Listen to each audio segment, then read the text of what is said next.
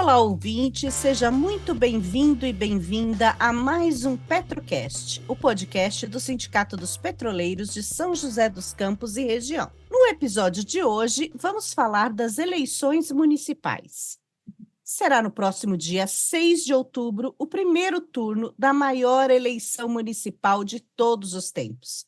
Segundo dados do Tribunal Superior Eleitoral, 155,9 milhões de eleitores e eleitoras de 5.569 cidades vão às urnas no país. Um recorde. Mas, além de ser a maior eleição numericamente falando, também é a mais importante disputa eleitoral nos municípios em muito tempo.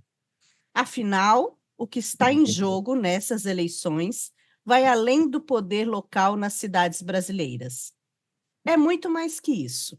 Essas eleições pavimentam o caminho para a disputa da presidência e o Congresso em 2026, num país profundamente dividido politicamente, no qual a extrema-direita é uma ameaça real. Prova disso é que os candidatos de partidos que representam a extrema-direita estão na liderança das pesquisas em boa parte das cidades. Realidade que se repete aqui no Vale do Paraíba, uma triste e preocupante constatação. Para conversar com a gente sobre esse assunto, temos a honra de receber aqui hoje Fernando Alves, que é historiador, cientista político e professor de atualidades. Olá, Fernando, seja muito bem-vindo ao Petrocast. Olá, muito obrigado pelo convite. Normalmente me chamam para falar um pouco mais sobre a questão do racismo, a questão do negro, mas eu adoro falar sobre eleições. Eleições é um tema na qual foi o meu tema de dissertação, sobre questões etnográficas, dados eleitorais, portanto, sou um amante dessas questões de dados eleitorais. Eu acho que estamos aqui para trocar essa ideia sobre um tema de fundamental importância, já que semana que vem, né? Domingo que vem, esse domingo agora, o próximo, nós estaremos indo às urnas na tal da festa da democracia burguesa, né, para decidir um pouco os rumos das cidades do nosso país. Eu acho que um pouquinho sobre isso. Certo. Bom, Fernando, então, para a gente começar essa conversa, eu gostaria que você fizesse para a gente começasse aí fazendo uma análise desse cenário político nessas eleições, né?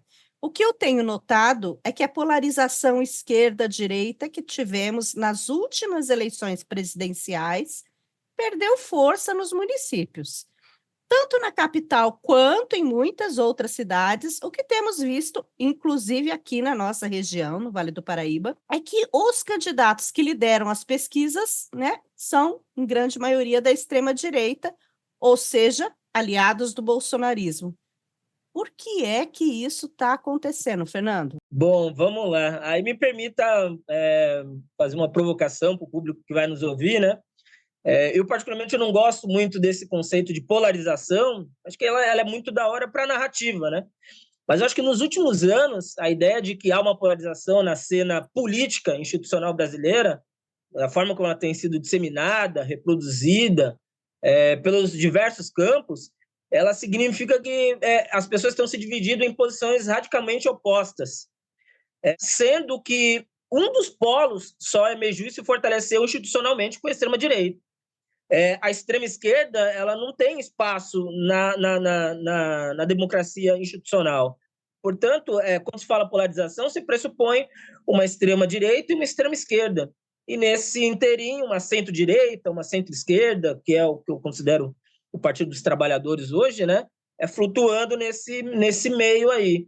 Portanto, eu acho que esse conceito de polarização, acho que também acho que precisa ressignificar de alguma maneira, que é uma consequência dessa estratégia de narrativa da extrema-direita, de nos colocar como de lados opostos sobre a ótica de um partido que sempre teve, no caso do Partido dos Trabalhadores, aí desde o seu nascimento, na vanguarda das disputas eleitorais, mas que nunca foi um partido de extrema-esquerda, né? Ele tem setores de esquerda ortodoxa, mas nunca foi um partido estrito sensu da extrema-esquerda. Portanto, sobre a ótica institucional, a extrema-esquerda ela não existe falando, né? Ela existe nas ruas, ela existe fazendo as reivindicações, tal, mas sobre a ótica eleitoral, ela ainda existe. Portanto, essa extrema-direita ela que emergiu de alguma maneira, e aí eu culpo por diversos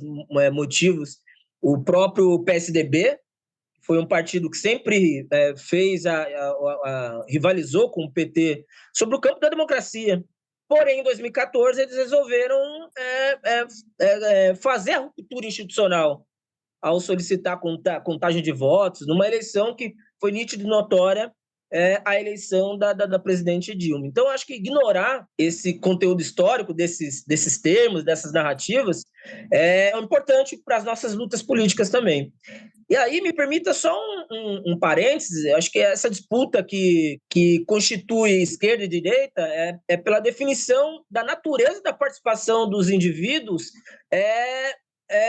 na sociedade. Portanto, acho que uma sociedade capitalista, como a qual nós estamos, né, é no direito social que a esquerda e a direita se definem. Vide todos os processos de recrudescimento, de voltar um pouco para trás nos direitos, né?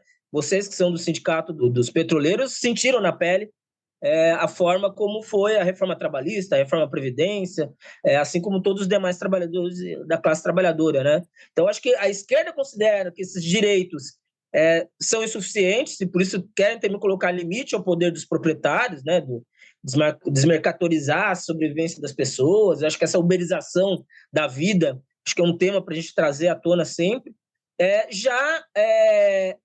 A direita ela tem essa relação no mercado entre livres iguais. Então, eu acho que, nesse momento, o Estado deve garantir a todo custo esse referendar essa questão que não somos todos iguais. Nós vemos uma desigualdade social abismal e que eu acho que é de fundamental importância a gente pautar isso também. E aí vem a extrema-direita, que ela sempre esteve aí, eu acho que é bom a gente sempre tratar isso, que a extrema-direita sempre esteve presente nos churrasquinhos com as suas piadinhas. A questão é que ela agora emergiu para além do churrasco, ela emergiu para as urnas, ela emergiu para as ruas, Ganhou ela força, emergiu né? com muita força, e eu acho que é sempre interessante a gente entender como que foi essa extrema-direita, que eu considero até com valores pré-iluministas, né? de tão retrógrado que eles são, e eu acredito um pouco nesse sentido. Falando um pouco sobre as eleições, só abrindo um parênteses no que se perguntou também, só para não ficar nessa questão da extrema-direita, esquerda, direita, extrema-esquerda, eu ainda acredito que as eleições municipais esse ano ainda vão refletir parte dessa pseudopolarização política que nós vimos na eleição de 2022. Embora eu acho que alguns segmentos possivelmente mantenham essa polarização, acho que temas locais, que eu acho que é o tema central de uma eleição municipal, ainda deve predominar nos debates até a votação do dia 6 de outubro. Quando, como você disse, né, quase 156 milhões de eleitores serão aguardados nas urnas, né? Espero que tenha um grande alcance, que as pessoas vão votar, né? Porém, entretanto, todavia, eu tenho comigo que as eleições municipais ela tem características bem diferentes da eleição presidencial, de governador, de deputado federal, deputado estadual, enfim, porque prevalece muitas vezes as alianças e as divergências locais. Então, você pode ver que tem aliança, que é uma coisa até que estava no próprio estatuto do PL, no próprio regimento do PL, de que seria inadmissível alianças do PT e do PL nas cidades, porém, nós temos visto algumas cidades aliança PT e PL, portanto, ultrapassando as barreiras do que há a nível nacional, né? Então, acho que partidos podem apoiar este ou aquele candidato a presidente, mas no seu município ainda as alianças elas são ainda surpreendentes. Cada vez mais a gente tem visto alianças da centro-esquerda com o Centrão, uma grande frente ampla, ou compondo junto com o PSD, que é do Centrão. Então, acho que os rearranjos locais, eu ainda acredito que sobressaem a qualquer questão a nível de eleição para 2026. Porém, tem impacto, sim, eu acho que a gente vai tratar um pouco mais lá na frente sobre os impactos dessa eleição para 2026, que eu acho que vão ser também importantes.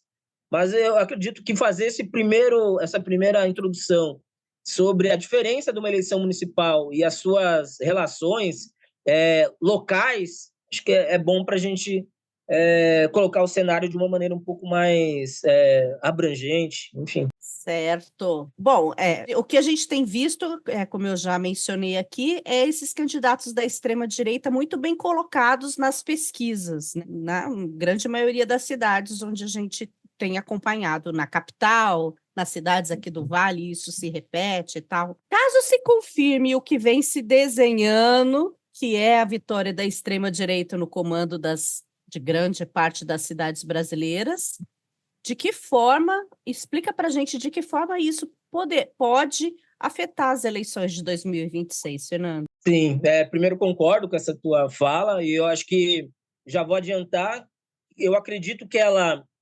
vai ser refletida bastante no legislativo. Nós vamos fazer uma mudança drástica no nosso Senado, nós vamos eleger 2 senadores agora, e o cenário não é interessante para as escolhas que vão para o Senado para 2026. Portanto, eu acho que abrir esse parênteses para falar sobre o parlamento é de fundamental importância. Porém, eu acho que no executivo ainda está bem aberto. Está bem aberto a eleição e eu acredito ainda até aberto no sentido interessante para a centro-esquerda com seus tentáculos de acordos, enfim, né? Mas a eleição municipal é a oportunidade de os partidos formarem a sua base. Portanto, o reflexo da eleição municipal diante da eleição de 2026, ela é direta, diante da nova composição que os partidos passam a ter diante do resultado eleitoral nos municípios. Ou seja, o que eu quero falar com isso? Eu acredito que a dinâmica de uma eleição presidencial ela é focada em temas nacionais. E nem sempre esses temas nacionais aparecem nas eleições municipais. E aí eu entendo, óbvio que um partido que ganhe 6 capitais ou 1.500 prefeituras, por exemplo, é um partido forte. Mas aí me permita me trazer um dado que até quando você me pediu para fazer uma fala nesse sentido, né?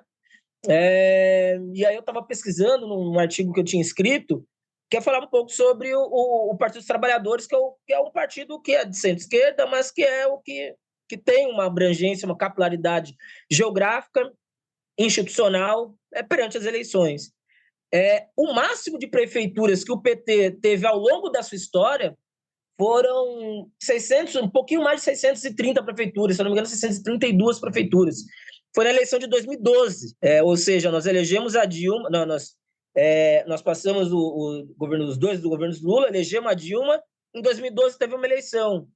O PT estava naquela crescente, né, de um governo democrático, popular, dos governos do governo Lula 1 e 2, os primeiros anos do governo Dilma, em 2012 isso foi refletido, ou seja, o PT nunca elegeu tantas prefeituras assim. E até tem uma brincadeira na ciência política que o PMDB, o M do PMDB nunca foi de movimento democrático, mas sim de partido municipalista. Porque o PMDB, sim, sempre teve prefeituras ao longo do país, com uma capilaridade geográfica no Nordeste, em Santa Catarina, no Sul, no Centro-Oeste, enfim. Entretanto, não há nenhum outro partido que tenha disputado 9 eleições presidenciais, ganhando 5 e nas outras 4 ficando em segundo lugar, como o PT. Portanto, o PT perde na eleição municipal, mas ele sempre vai rivalizar na eleição nacional. Portanto, historicamente, não existem essas evidências de que as eleições municipais tenham essa influência direta sobre as presidenciais. Porém, é inegável que para o parlamento isso vai estar muito nítido. Nós vamos eleger um parlamento cada vez mais de extrema-direita, de direita, e, portanto, nós, da esquerda, da centro-esquerda, vamos estar acuados no parlamento. Portanto, entender até essas questões de governabilidade, acho que é de fundamental importância. Porém, falando sobre a disputa para a Câmara dos Deputados e para o Parlamento como um todo, por isso que eu acredito que o quadro ele é distinto, aí sim eu vejo que o impacto da eleição municipal ela vai se reverberar lá. As duas eleições elas encontram extremamente vinculadas, né? Candidatos a prefeitos na capital e nas principais cidades, como você disse, dependem do fundo eleitoral dos partidos, né, que é grande parte definido pelo tamanho das bancadas em Brasília. Uma vez eles são eleitos, nesse caso, uma gama muito maior de municípios, os prefeitos esperam o apoio desses parlamentares às suas reivindicações, às suas emendas, enfim. Em troca, esses deputados esperam contar com a influência desses prefeitos aliados, de vereadores, lá na batalha pela reeleição. Portanto, no parlamento, eu vejo isso de uma maneira muito latente. Isso eu vejo de maneira até com rigor científico, no sentido de que o que acontecer na eleição municipal vai reverberar no parlamento, que vai ser principalmente o Senado, que vai ser renovado uma boa parte. Isso vai ser reverberado, sim. E, infelizmente, eu não vejo um cenário muito interessante para nós, da centro-esquerda e da esquerda, infelizmente. Certo. Bom, eu queria também que você comentasse um pouco, acho que não dá para a gente deixar de falar especificamente sobre a campanha de São Paulo, né? A campanha na capital paulista, que tem se mostrado esse ano aí bastante emblemática, com um clima extremamente tenso e nos debates que chegou até a culminar em agressões físicas, né? Cenas lamentáveis. Fernando, você acha que tais episódios com as cadeiradas, socos, se deve a quê? Como foi que a gente chegou a esse ponto? Antes me permita só uma coisa que eu estou lembrando aqui, Claro. um adendo rapidinho. Me vai nesse sentido também para a gente entrar lá na eleição da cidade de São Paulo, que eu acho que a eleição não é nem pelo tamanho, mas é a principal eleição no sentido da narrativa, da polarização, que é o tema que está em voga, né? Principalmente nos canais que cobrem as eleições de maneira bem latente, né? Mas eu gostaria de falar rapidinho sobre o Vale, que você falou anteriormente, né, sobre a questão do Vale. Das 39 cidades, eu tenho comigo, vendo assim eleitoralmente, que nós temos condições de eleger uma candidatura de centro-esquerda em Jacareí, é a volta do Partido dos Trabalhadores depois de alguns anos, né? O Partido dos Trabalhadores governou lá por 16 anos, passou um hiato e agora volta. Portanto, o povo de Jacareí experimentou a direita e a extrema-direita, agora com esse candidato de agora, o Celso Florencio, mas tem indícios de intenções de voto, quer voltar à centro-esquerda. E eu gostaria de fazer um parênteses sobre Taubaté, que é uma cidade extremamente... Ela é mais conservadora que nós, de São José dos Campos. Nós aqui já tivemos a oportunidade de ter eleitos prefeitos do Partido dos Trabalhadores e tal, deputados federais do PT, enfim, né? Porém, Taubaté ainda sofre um pouquinho com essas questões, né? E eu acredito que lá tem uma chance de eleger uma moça que eu até entendo a estratégia dela, né? Delas colocar como centro, mas que eu tenho comigo que ela vai, na divisão da gestão dela, os partidos de centro-esquerda vão ter um espaço de fundamental importância, que é a Lorene em Taubaté, que é uma moça nova, né, deputada federal, tal, e que está com chances de ser eleita lá também. Aqui em São José dos Campos, nós temos um cenário complicado para o candidato, para o Wagner Balieiro, porém eu tenho comigo que a chegada dele ao segundo turno muda um pouco a configuração do jogo. É difícil, acho que precisa para a rua mais, né? É uma disputa ingrata, mas eu acredito bastante nessas questões.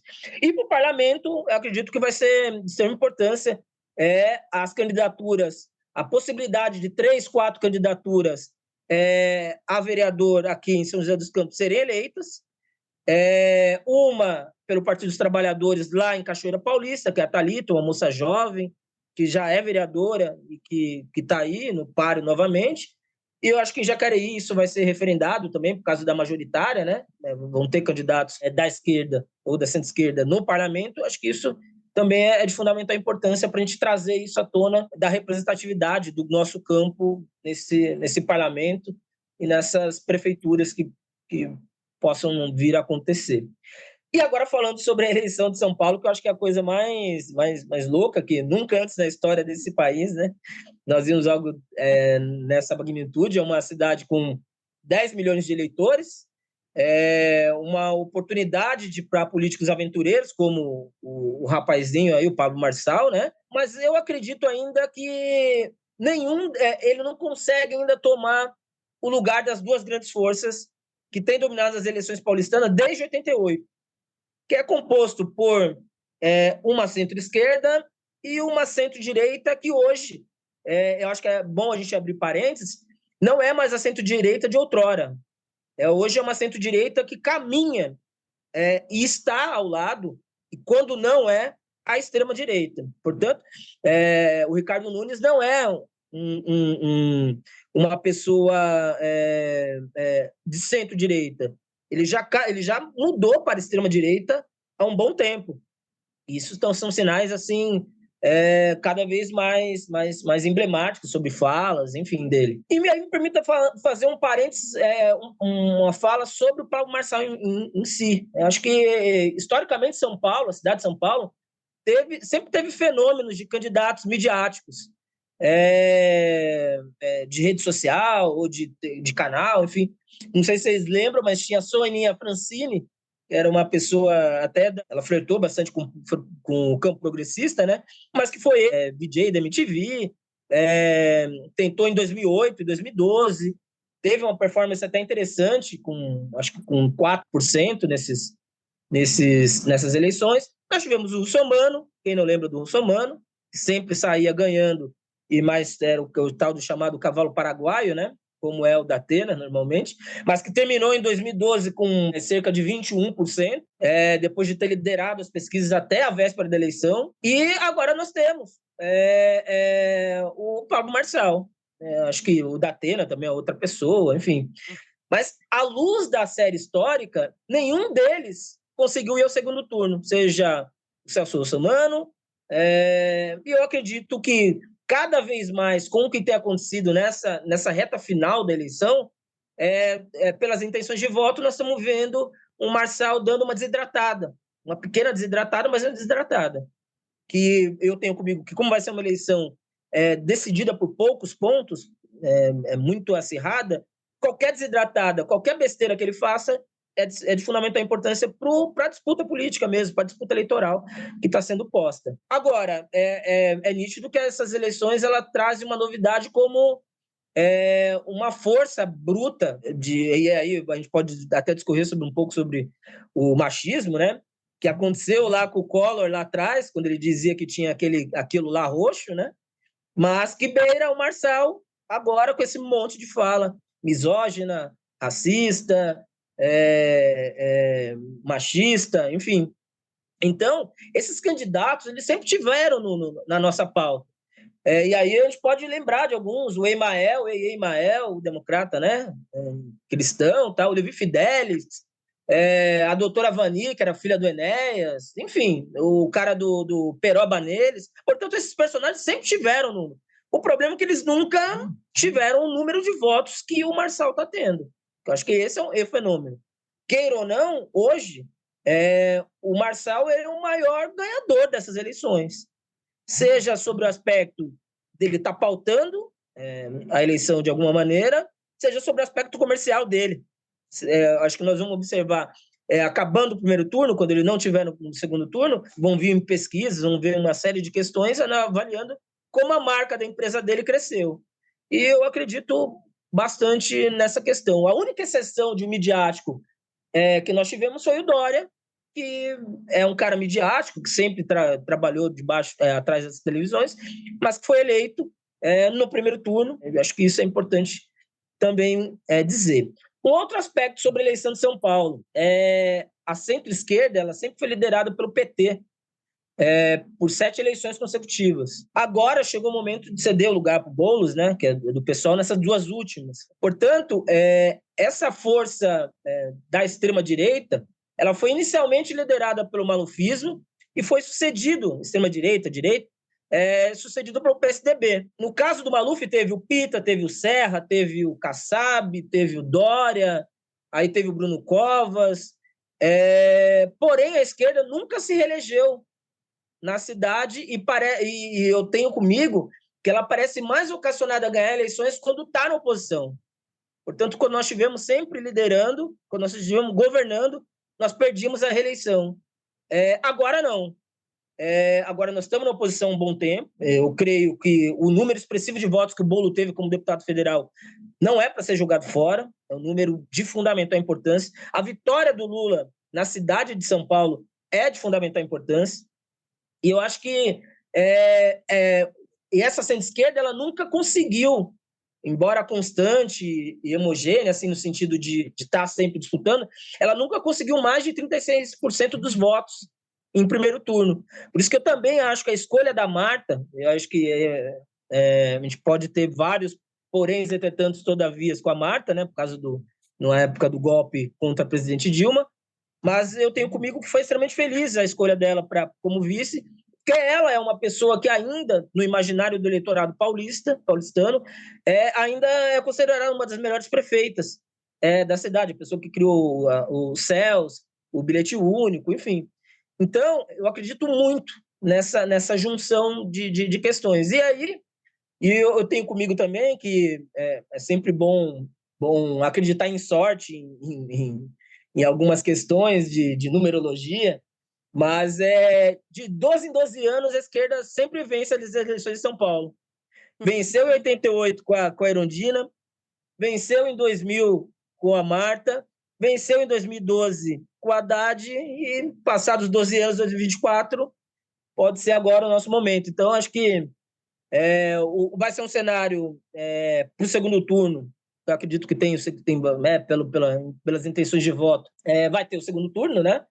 E um segundo turno que vai ser duro, porque é lutar contra a máquina estatal de um, ou contra a máquina de fake news do outro.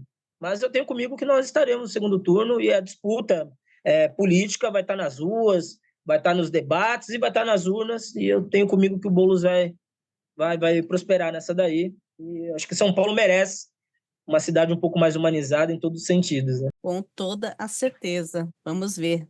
Tomara que você esteja certo. Bom, a gente até já mencionou um pouco sobre os partidos do Centrão, os partidos do Centrão, mas eu queria agora dar uma destacada, né? Que além da extrema-direita, que hoje é representado pelo PL aí, que acolheu o Bolsonaro, os representantes desses partidos da direita tradicional, Centrão, que oscilam entre os dois campos, né? Conforme a conveniência, tocar e tolar, eles também chegam nessa campanha se mostrando aliados ao bolsonarismo, né? Com esse objetivo de conseguir as prefeituras, né? Aqui em São José, mesmo os candidatos aí, é uma briga para quem põe aí o folheto com a foto do Bolsonaro, com a foto. Eles também representam um risco nessas eleições? Como é que você avalia essa movimentação? Sim. Falando especificamente aqui de São José, nós temos 2 projetos políticos em jogo aqui. 3 candidatos com um projeto político, que é o Eduardo Cury, ex-prefeito, que é o Anderson Ferreira, que é o doutor Elton, com o mesmo projeto político, e nós temos a candidatura do Wagner Balieiro, do próprio Wilson Cabral, que é uma candidatura centro-esquerda, progressista, enfim. Portanto, nós temos são 2 projetos de poder distintos, né? Juntando esses 3 aí, até porque num hipotético segundo turno, essa animosidade que eles estão querendo passar para todos nós, elas vão ser sanadas, né? Infelizmente, passam por isso. Porque eles são faces da mesma moeda. Portanto, essa briga pelo apoio, pelo apoio do Bolsonaro aqui, ela passa um pouco por isso. É uma cidade conservadora, né? Falando especificamente do Vale, São José e tal, e o apoio dele, queira ou não, é importante para esses candidatos, né? Eu tenho comigo que o Centrão como um todo, aí eu faço o Centrão como PP, Republicanos, PMDB, eles vão ser os maiores ganhadores de prefeituras pelo país. Primeiro, porque eles trabalham sobre uma outra ótica governamental, sobre uma outra ótica eleitoral, e sobre uma outra ótica de perspectiva do que é governar uma cidade.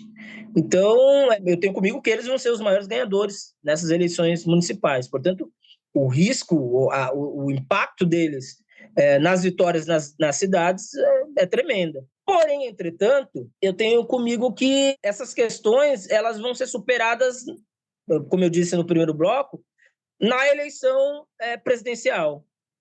Tenho comigo que isso vai ser, de alguma maneira, vai ser construído uma frente ampla contra todos esses desmandos, né? Com certeza, vai ser uma eleição que o 8 de janeiro vai estar muito em pauta, e aí, queira ou não, esses partidos de centro-direita estiveram a favor da democracia burguesa, até porque eles sobrevivem dessa democracia burguesa, mediante o atentado de 8 de janeiro, né? Porém, eu tenho comigo que as divergências políticas vão ser dirimidas para as eleições para presidente. É óbvio que isso carece muito mais de construção de alianças e passa por acordos não muito republicanos, que eu tenho bastante críticas, mas que eu entendo. Hoje nós estamos vendo, por exemplo, o Ministério de Minas e Energia está querendo pautar a exploração de determinadas questões, né? Eu não sei tecnicamente, vocês que são petroleiros vão saber muito melhor do que eu, em região de preservação ambiental, e que eu acredito que se fôssemos nós, não teríamos esse viés. Porém, é um governo de conciliação de classes, onde para ganhar, para ter governabilidade, para tentar fazer a gestão desse país, de reconstrução desse país, é preciso ceder mão, perna de vez em quando, e algumas coisas passam, infelizmente. Portanto, eu tenho comigo que sim, os partidos do Centrão, dito Centrão, eles vão ser os grandes ganhadores dessas eleições municipais, com reflexo no parlamento em 2026. Eles também vão ser a maioria do parlamento em 2026. Por quê? Queira ou não, quando você isola, quando cria essa polarização, você cria o PT, o PSOL, e aí eu tenho até dúvida de colocar o PDT, porque o PDT está em frangalhos, né? Depois, eu acho que existe o PDT brisolista e o PDT do Ciro. Infelizmente, aí não dá para contar muito com o PDT atual numa frente progressista. Portanto, eu acredito que quando você vai fatiar o parlamento, vão colocar o PT, a federação PT, PCdoB e PV, e a federação Rede Pessoal de um lado, com em torno de 70, no máximo 80, 90 parlamentares, coloca a extrema-direita com 100 e pouquinho, a extrema-direita coloca o Novo também, né? 110, 100 e pouco, mas o restante são eles, esse centrão que 300 e pouco, que por pouco eles não têm maioria para derrubar, para pedir impeachment de presidente, enfim. E para o Senado, pior ainda, eu acredito que o cenário para o Senado é drástico. Eu acho que a gente vai precisar fazer uma união muito importante de frente de esquerda, no estado de São Paulo, principalmente, de uma candidatura única, para que não tenha dispersão de votos, até porque vão ser 2 votos. Então, acho que é importante. Na última eleição que nós elegemos 2, nós fizemos um erro estratégico sem tamanho, que foi votar no Suplicy e votar na segunda candidata para Mara Gabrilli, que é uma moça cadeirante de São Bernardo, São Caetano, enfim. Só que foi um erro estratégico porque ela tinha voto da direita e da extrema-direita e teve voto ainda nosso, da esquerda, da centro-esquerda, da centro-esquerda, para não deixar uma extrema-direita chegar também na segunda vaga, achando que nós íamos estar na primeira vaga com o Suplicy. Portanto, esses erros estratégicos, acho que a gente não pode permitir que aconteça mais. Na dúvida, se for uma candidatura para o Senado da centro-esquerda ou da esquerda, no segundo voto anula, para não dar voto para uma pessoa de direita aí e que vote contra todas as pautas nas quais a classe trabalhadora precisa estar sendo representada. Eu acho que passa um pouco por isso, uma análise um pouco fria, rasa, mas é uma análise que eu tenho visto assim sobre o cenário agora das eleições municipais, mas que vai ser reproduzida no parlamento de alguma maneira, sim. Não sei se para o executivo, mas o parlamento tenho comigo que vai ser reproduzido isso, sim. Um cenário complicado, hein? Agora, pegando o gancho aí que você citou, o 8 de janeiro, a pergunta que não quer calar, Fernando, por que é que a extrema-direita continua assim tão forte mesmo após o fiasco que foi o governo Bolsonaro no tratamento de pandemia, todos os crimes aí que ele cometeu quando estava no poder, aí que culminou aí no 8 de janeiro. O que que explica essa legião de fãs fiéis que a extrema-direita arrasta?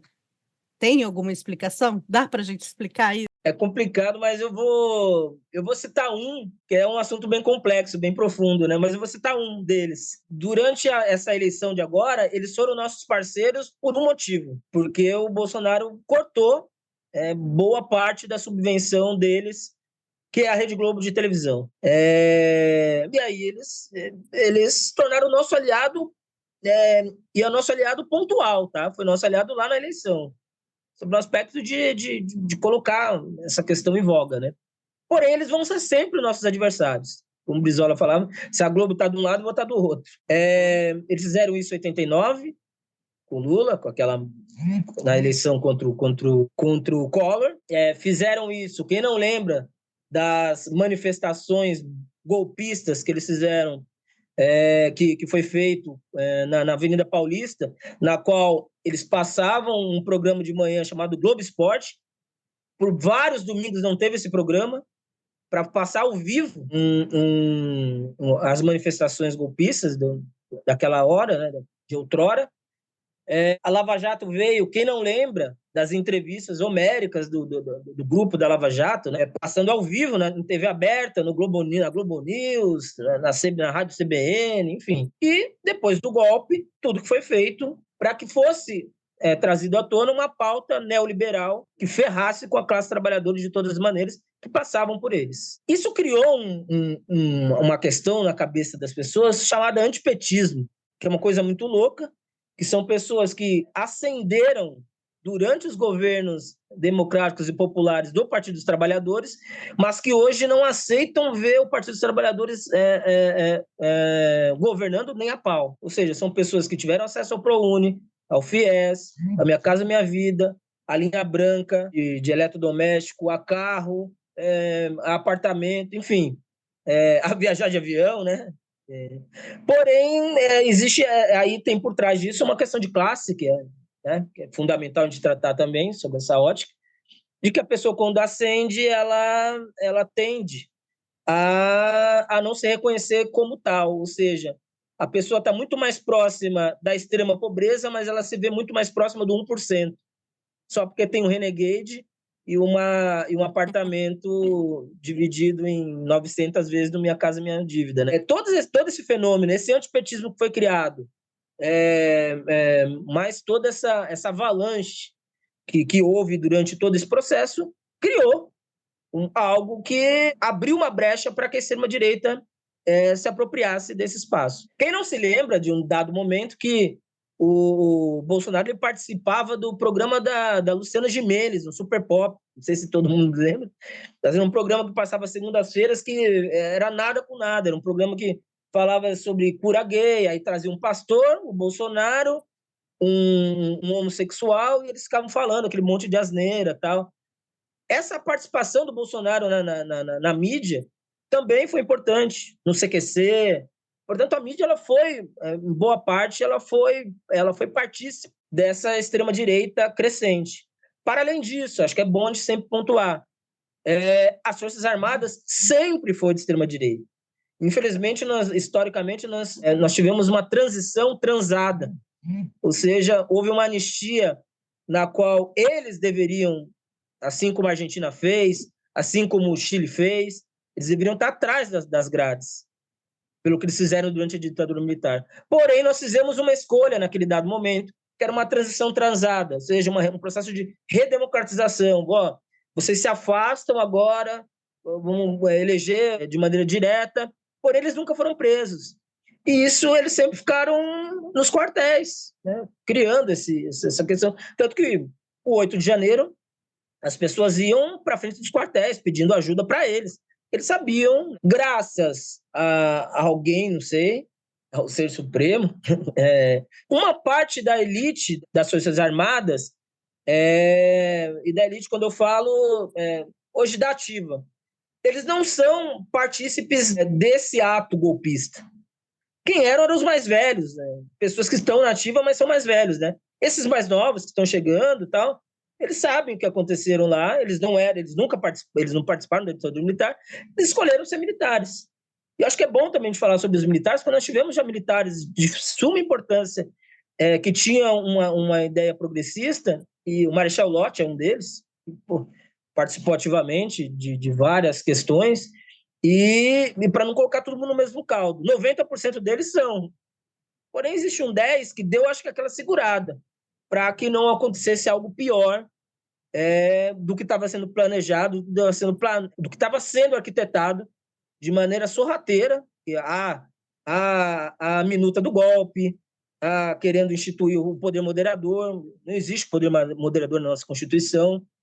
Portanto, esse conjunto de coisas faz com que nós tenhamos essa extrema-direita, que hoje eu tenho comigo que ela é composta de uns 22, até o número do dito cujo, né? Mas de uns 22, 25% nitidamente, junto e que é hoje que o Partido dos Trabalhadores tem. Toda campanha, os trabalhadores, queiram ou não, sai de alguma maneira com uma porcentagem de votos que é de petistas históricos, de pessoas que são ligadas à ditadura militar, enfim, e que lutaram pela democracia e que ainda acredita nesse projeto político, né? E sempre, portanto, a gente sempre tem uma porcentagem do PT também nessa faixa. Os outros, aí faz parte de um poder de conscientização que nós precisamos ter. E aí me permita abrir uma brecha, que é para falar sobre os evangélicos, que acho que eu acredito que nós temos uma oportunidade ímpar de buscar esse eleitorado, porque é um eleitorado que ele é majoritariamente preto, que não dialoga com a representatividade dele, portanto, a representatividade dele normalmente são pastores brancos, homens, né, na sua grande maioria, mulheres brancas, conservadoras da igreja, tal, mulheres do pastor, tal, porém eles não. Eles são pessoas pretas, periféricas, que resolveram seguir uma religião. E aí eu gosto de fazer esse parênteses, porque em 2002 nós tivemos a maioria dos votos dos evangélicos. E acho isso importante de ser dito, porque uma outra candidata, uma pessoa de fundamental importância para a luta política, a Benedita da Silva, uma pessoa preta, periférica, doméstica, o voto dela majoritariamente é evangélico. Portanto, ela consegue dialogar com os evangélicos. E detalhe, ela é de uma igreja, ao contrário do pastor Henrique Vieira, né, que é de uma igreja pequena, que tem um número de eleitorado de votos dele ligado à esquerda. A Benedita não. A Benedita é de uma igreja grande, que é a Assembleia de Deus. Portanto, as pessoas votam na persona Benedita. Pode ser que esse voto não dialogue com o voto casado para presidente. E acho que isso é um exercício que a gente precisa fazer, do diálogo com essas pessoas, naquilo que nós temos acordo. Tem coisas que, infelizmente, nós não vamos ter acordo, né? Sobre aborto, nós não temos acordo. Sobre uma série de questões, sobre as questões LGBTQIA+, nós não temos acordo. Mas, sobre questões que nós temos acordo, é de fundamental importância a gente estipular esse diálogo para a gente tentar virar um pouco esse jogo sobre o aspecto eleitoral, porque, infelizmente, o Bolsonaro, como você disse no primeiro bloco, o Bolsonaro perdeu a eleição, mas o bolsonarismo continua nas ruas, nas mentes, nos corações, não sei se, né? Mas nas mentes eles continuam aí bem forte ainda. Acho que é inegável isso. Quer dizer, a situação ainda, né, parece bastante complicada. E, bom, para afastar o risco em 2026, né, da tomada aí da extrema-direita em 2026, qual é o caminho, Fernando? Além da mobilização popular, além né, eu acho que trabalhadores na rua, essa coisa toda, mas tem algum caminho para que a gente possa seguir para afastar esse risco aí? Pode ser que eu tenha passado um cenário meio complicado, né? Eu vejo um cenário complicado sobre o aspecto do parlamento, eu continuo vendo, sim, mas nós vamos ter um parlamento extremamente bem complicado mesmo, bem complicado mesmo.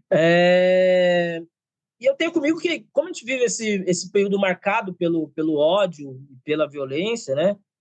Acho que as famílias, né, e a sociedade estão cada vez suas relações sociais fragmentadas, né? E dominadas por esse individualismo, por esse egoísmo, pela raiva, pela desesperança, enfim, por uma série de questões. Eu tenho comigo que essa eleição municipal, e falando sobre essa eleição municipal, ela pode contribuir de uma forma até que destacada para a superação dessa situação. Pode ser um bom exercício para nós para 2026. Essas divergências políticas, essas diferenças de opinião, tem comigo que elas devem ser tratadas pelo diálogo. Essas opções religiosas, a orientação sexual, elas são direitos elementares dos seres humanos. Né? Não é uma questão de a minha opinião. A sua opinião é sobre se o bolo de chocolate é melhor do que do morango, de morango, né? Mas orientação sexual, não. No mínimo é um respeito, né? É que devem ser tratados com respeito. E nesse processo da reconstrução do Brasil, acho que implica também na reconstrução das cidades. Então, acho que essa cidadania ela deve florescer na sua plenitude onde acontecem as coisas. E eu fico pensando, quando você falou sobre movimento na rua, né, que eu acredito que a gente precisa também entender de como fazer movimento na rua, de outra maneira. Acho que o 8M, mesmo com as divergências que podem algumas pessoas dizerem, eu acho que foi um evento, um ato de extrema importância sobre a ótica de fazer atos de maneira diferente. Por que eu digo isso? Eu me lembro um dia que nós estávamos ali perto da Câmara Municipal, né, da antiga Câmara Municipal, falando sobre sobre a questão do aumento da passagem de ônibus, tal. E aquela loucura, aquela gritaria, aquela indireta entre nós do movimento social. Eu acho que, né, coisas que são nossas, nós lavamos dentro dos nossos partidos, dentro dos nossos movimentos. Acho que a pessoa que está lá trabalhando nas Casas Bahia, na escala, não quer saber sobre divergências que nós temos, né, dentro do nosso campo. Mas uma coisa que eu percebi era isso. Quando a gente não consegue mobilizar uma pessoa que sai lá do Campo dos Alemães para trabalhar aqui no centro, para ganhar 1.300, 1.400, a importância do aumento da passagem de ônibus, o que vai acontecer no salário dela, no salário mínimo dela, acho que aí a gente precisa reinventar as nossas manifestações de alguma maneira. Que maneira? Eu acredito que, como eu disse anteriormente, o 8M fez isso de maneira muito interessante. O pessoal tem feito isso aqui na cidade de maneira muito legal. Agora, o que cabe a nós é fugir um pouco, estourar a bolha. Acho que existem coisas sendo feitas no Campo dos Alemães, pelo Quilombo Baiomi, por exemplo. São coisas importantes que têm sido feitas na cidade, para falar um pouco sobre São José dos Campos, para falar da cultura do morro em Jacareí, para falar sobre o Sabaraúmas lá em Caçapava, enfim. Existem movimentos de extrema importância movimentos sociais que têm pautado a cidade e que eu acho que isso vai reverberar lá nas eleições presidenciais, assim como reverberou agora em 2022. Nós fomos às ruas para falar sobre dois projetos.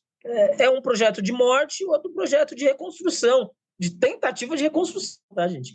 Porque reconstruir esse país, primeiro, sobre o aspecto de uma austeridade fiscal, que foi o que tá acontecendo, acho que todo mundo está acompanhando, né? E segundo, de reconstruir esse país sobre a ótica da civilidade, que eu acho que é um ponto também de extrema importância. Então, eu acredito que as cidades elas podem ser esses espaços acolhedores, seguros para a classe trabalhadora como um todo. E eu tenho comigo que o processo eleitoral desse ano é um momento importante para cada cidadão, em seu município, mas também para o futuro do país. Acho que para a gente avançar nessa reconstrução do país para 2030, 2026, 2030, é crucial ampliar a adesão, a incorporação dos direitos fundamentais e dos interesses da classe trabalhadora, e por isso eu tenho comigo que mudar a correlação de força desfavorável aos interesses dos trabalhadores e das trabalhadoras no Congresso Nacional é de fundamental importância. E aí começa por eleger vereadoras, vereadores, prefeitos comprometidos com essa causa. É um cenário complicado a eleição municipal? Sim, é um cenário muito complicado. Porém, eu tenho comigo que isso vai reverberar, isso como sociedade, Nós vamos sair de uma eleição municipal extremamente fragmentados, porém, eu acho que pode ser essa fragmentação que vai acontecer agora nessa eleição de 2024, o nosso estímulo, a nossa força para 2026, a gente ocupar as ruas novamente e fazer a luta política nas ruas, nas urnas, de maneira que a gente consiga colocar a classe trabalhadora como ponto central das nossas pautas e do futuro, da futura construção de nação, que a gente está nessa constante construção de nação, né? E que passa um pouco por isso, da gente participar ativamente, ocupando as ruas, ocupando as urnas, ou seja, se candidatando também, e também eu acho que um ponto fundamental que os partidos devem se atentar, os movimentos sociais já fazem isso, né, de maneira brilhante, mas os partidos eles precisam fazer trabalho de base emergente, coisa emergencial. E quando eu falo trabalho de base, os movimentos sociais eles fazem, porém acho que é bom a independência dos movimentos sociais na hora da cobrança dos governos, sejam eles quais forem, né? Seja o nosso governo progressista, seja o governo da extrema-direita. Essa independência dos movimentos sociais é de fundamental importância. Portanto, os partidos, eu particularmente sou filiado, e eu tenho comigo que é algo que a gente precisa trabalhar cada vez mais, esse trabalho de base, para além de 2 anos daquela loucura de formar chapa. É algo contínuo. Acabou a eleição agora, já começa esse preparo para que a gente possa construir algo melhor, tanto sobre a ótica eleitoral no próximo, quanto sobre a ótica de sociedade, que eu acho que é também de extrema importância. Com certeza. Bom, Fernando, eu acho que é isso, né? Vamos ficar aqui na torcida para que a gente consiga, né, os municípios consigam nessa eleição aí o melhor resultado possível. As perspectivas não são as melhores, mas vai ter luta, né? Uhum. É sobre isso, né? É sobre isso. Em nome da categoria petroleira, eu agradeço muitíssimo por você ter aceitado o convite aqui do Petrocast para falar desse tema tão complexo e tão polêmico. Muitíssimo obrigada. Obrigado pela oportunidade. Novamente, como eu disse anteriormente, normalmente me chamam bastante para falar sobre questões de racismo, né? E é uma coisa que a gente cada vez mais fala, né? Dentro do movimento negro, né? Pô, a gente não sabe só falar de racismo, né? A gente também sabe falar de outras coisas. E agradeço a oportunidade que vocês me deram de falar um pouco sobre uma análise fria, rasa, até, mas que busca trabalhar da melhor maneira possível um cenário eleitoral, institucional, sempre pontuando que as eleições elas são fim, elas não são meio, né, gente? Ela não é meio. Então, acho que ocupar as ruas é de fundamental importância na busca dos nossos direitos cada vez mais. Então, acho que passa um pouco por isso. Beleza? Obrigado pela oportunidade mesmo e valeu. E o Petrocast de hoje fica por aqui. Se você gosta do nosso conteúdo, ajude compartilhando esse episódio em suas redes sociais e listas de contato. E se você ainda não nos segue, dê um seguir na sua plataforma de áudio para receber uma notificação sempre que tiver um episódio novo no ar. Eu sou Eliane Mendonça e a edição é do Lucas Assani. Até mais!